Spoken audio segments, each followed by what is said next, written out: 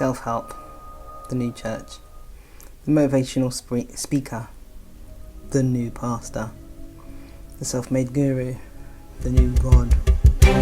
What the hell are we doing? I spent my formative years raised in the church, and there was always one bit of learning. There's only so much you can learn about the Bible over and over again before you can't forget it. And there was one particular part of the Bible I always found quite fascinating, and that was the bit when Moses freed the slaves and he went off into the mountains, and then he disappeared and he was doing some prayer or what have you, and the 10 Commandments were born. You know, thou shalt not sit on the sidewalk, thou shalt not drink through a plastic straw. Sorry. Anyway, so he had gone off and he came back, and when he came back, the children of Israel had all gone, they kind of lost their shit basically, and were making idols. I found it amazing because I remember watching the film as well. My mum loved the film, she loved it, and she'd watch it over and over again. That film was like hours. VHS, you had to put the tape in, and we were taping up the TV and take the tape out and put another tape in. It was horrible. Anyway, I remember that. And then he went off, he came back from the mountains with these 2 massive slabs with God had written, thou shalt not do this and what have you. And the children of Israel were all dancing around and praising and worshipping idols, and they had managed to make some gold statues. I thought, that's class, that's classic, innit? They were slave ships being freed from Egypt, and these people had gold. Sound familiar? Anyway, these people had gold on them. They had gold on them, and they had made these gold statues they were worshipping. And you know, Moses was vexed, and he basically cussed them off, and he gave them the word of God, and they went back to servitude and being a bit more. Anyway, my point is, no matter what we do as people, even clearly from the Bible times, we have always needed to follow something. We need to follow something. It's like if we don't get to follow something, we lose our shit. So religion was the first making of us as human beings to follow something, to teach us some guidelines. Because in the medieval times, people were really wicked, doing really nasty, horrible things. So when religion came, when religion came, it wasn't an amazing difference, but there was some structure. And what's happened over the years, religion has been used for control. Now, it was used with the slaves taken from Africa, brought over to America and what have you, and it was used to basically beat them out of their own understanding of what they used to do and give them a reason to want to be a slave. Because they would be taught about how they had to follow Jesus and worship, and they must listen, and they must obey their master. Basically, master was above all, and this kept them from rioting, revolting, and getting upset, and killing the person who was being a shit out of them and raping them and causing their life a complete misery. So they needed some kind of control. So it made sense. So the Bible was religion was used, it was a weapon, it was weaponized, and we weren't clued up enough to keep our own thoughts going, because actually we were really being brutalized. So who has a chance to, who's in the middle of slavery going to say, I am a complete human being, I accept me? You can't. You're going to follow the Bible because at least it's going to give you some kind of comfort. So we have to hand it to those slaves who bought into the concept of this whole story and whole way of doing things. I am not religious, and I'm not afraid to say it. So I'm not here to offend, but I'm going to explain. Now, having done all of that, we weren't able to make up our own minds, so the church became comfort. So you would be enslaved all week. Sunday, the master would let you go to church because for him it was good. You were going to learn how to be thankful for what you had. Worship God and stay calm and be peaceful. Spread love and work hard, and don't revolt, and be a good slave. Basically, that's what you were going to do. And it worked. We needed something to follow. We needed to follow something. Otherwise, we probably would have just perished, because there would have been no meaning to anything. There would have been no meaning to life. Religion gave us a meaning to live, because after we were going to be slaves, we were going to die and go to heaven. And I don't know if they thought about this, if there was like some segregation heaven back then. I don't think they thought about that. They probably were thinking, no, we can't let the slaves think they're going to go to the same heaven as us. What are we going to do? And they said, oh, don't worry about that. We don't even know what happens. Let's just let them keep believing this and doing this so we can keep with what we're doing. The fact I'm making is that we needed to follow something. So as years have gone on, we've seen it on TV. The pastor who's ran with that formula. It's a formula. Get the people to believe in you, they follow you, and guess what they do now? They give you money. So you get pastors flying around on jets and looking suave and looking amazing. I remember when I was a kid, we had this pastor come over from Canada, and we thought he was amazing. He talks about how he had this grey bit on his head, and that God put it there. It was dye. The man lied to us. He had this high top and this one grey bit, and he created this presence. It's amazing. Pastors are amazing, they create this presence in awe.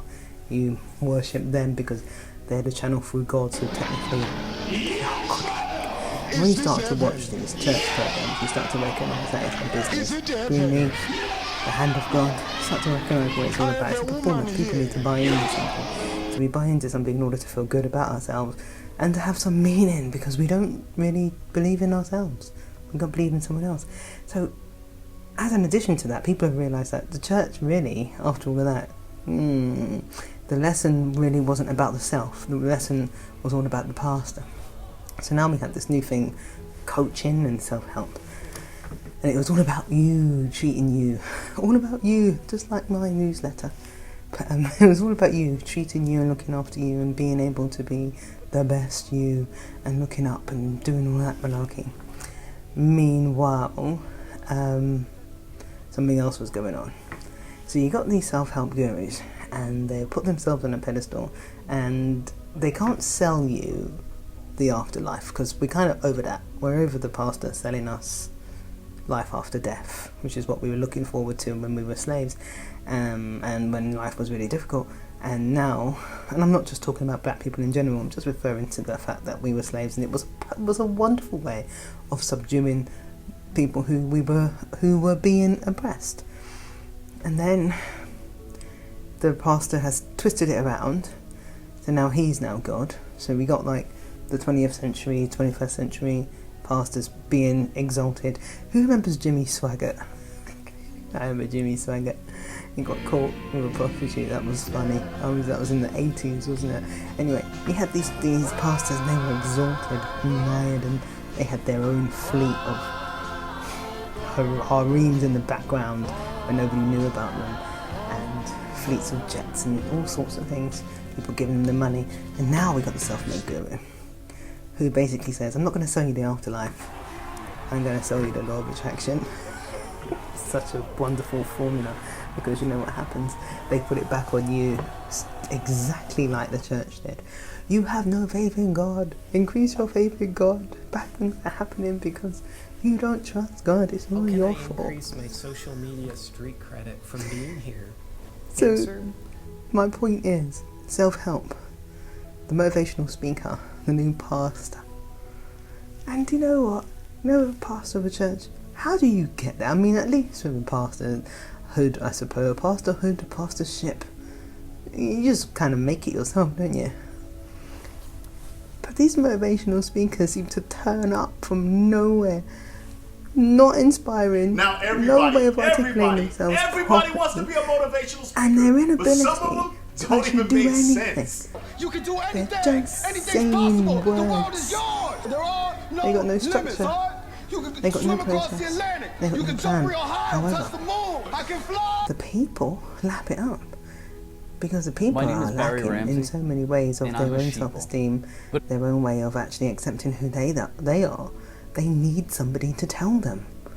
They need somebody to guide them, because they can't guide themselves.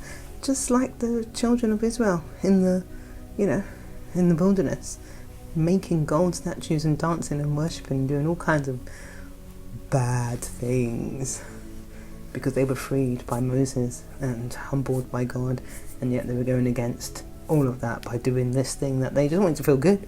Anyway, the point is, we need something to follow, and we're in the day and age of the self-made guru, the motivational speaker, pastor, and the Bible-focused law of attraction. The law of attraction is like the faith. Motivational speaker, the pastor. It's quite interesting how we're just swapping things for things, and all because we're not comfortable with ourselves. So here's what I pose. The moment we actually become comfortable with ourselves, we will not need any of that ever again. There'll be no need for the motivational speaker who writes the same drivel as all the other motivational speakers, 2 months after I who started my gives you business, mantras, who tells you I about the bought my first exam. 5 steps to success. There's not 5 steps to success.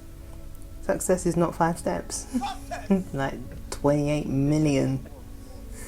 Because you got to do things every day. You got to do shit every day to be successful. Not 5 steps. And these 5 steps are so, nonsense. Find your tribe. No, don't waste your time.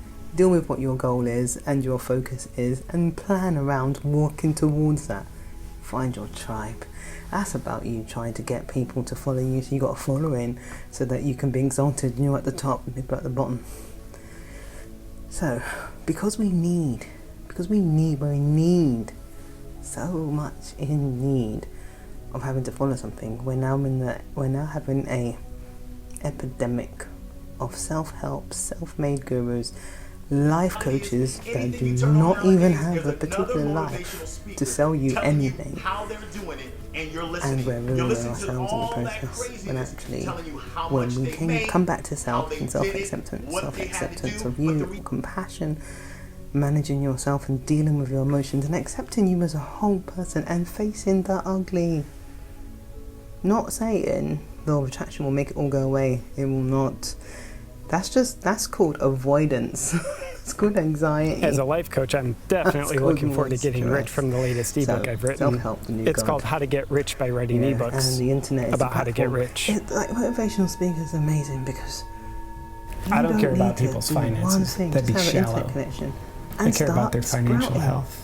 There's 3 key areas to focus on for a well-rounded life: financial health, happiness with your wealth, and relationship with your wealth. He worked hard. He didn't just sit there and he attracted it to him. He went through a whole load of suffering and dealt with himself and moved forward and evolved and became an actual inspiration.